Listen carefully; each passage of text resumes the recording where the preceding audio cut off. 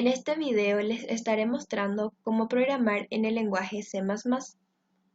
Nuestro ejercicio nos dice leer n números con una variable numérica x, escribir un algoritmo que permita controlar la secuencia correlativa ascendente de los mismos, imprimir los registros fuera de secuencia, ignorándolos para el control. El primero no necesariamente comienza con 1. Para resolverlo vamos a utilizar el programa deb C++. Primeramente incluimos las librerías include IOStream y using namespace std. Luego realizamos el código dentro del int main. Para comenzar lo que debemos hacer es definir las variables que vamos a utilizar. El ejercicio nos decía que ingresemos n números. Entonces debemos crear una variable n como entera. Luego nos dice que cada registro debe tener una variable numérica x. Entonces creamos la variable x.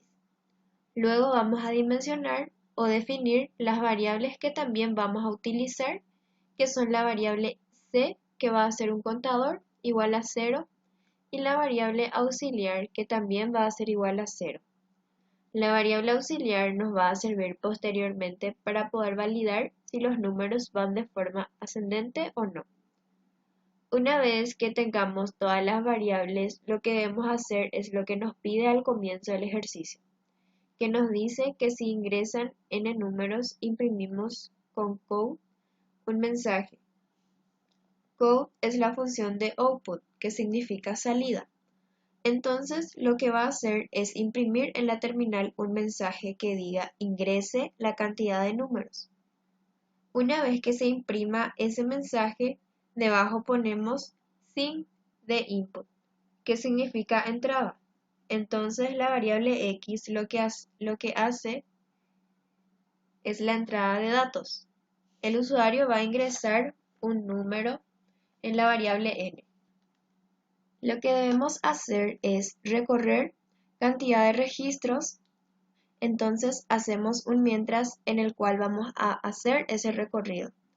Y le decimos, mientras c sea menor a n, c sabemos que es 0.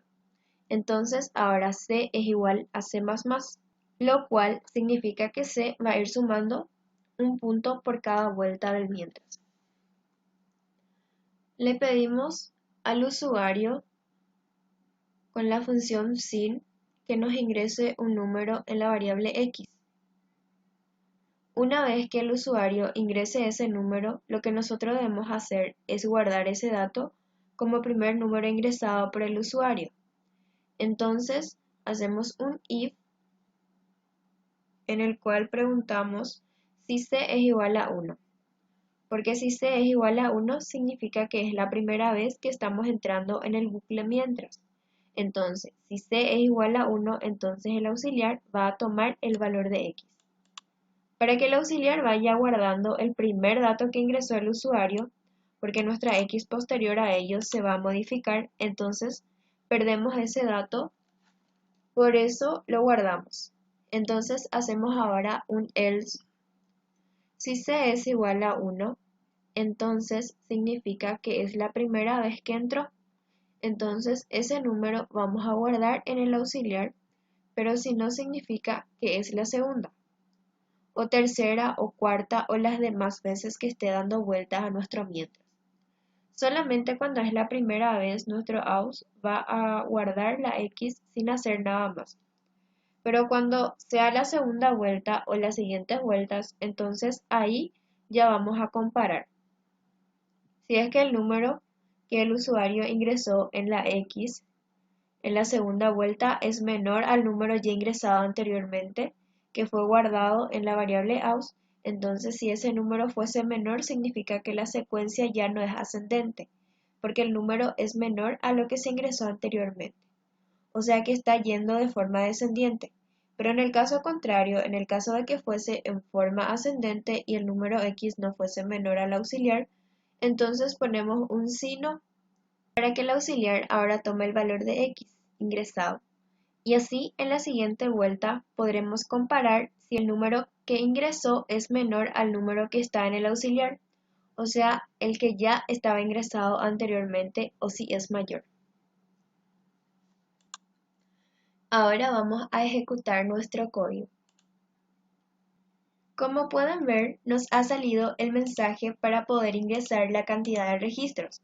Le ingresamos el número 5 y como vemos, nos sale para ingresar los números. Le ingresamos el número 3 y luego el 1. Y como pueden ver, el número 1 no corresponde al orden ascendente. Entonces le volvemos a ingresar los números. Le ingresamos el 4, el 5 y el 6. Como podemos verlo nuevamente, los números ya están cumpliendo el orden ascendente que el ejercicio nos estaba pidiendo.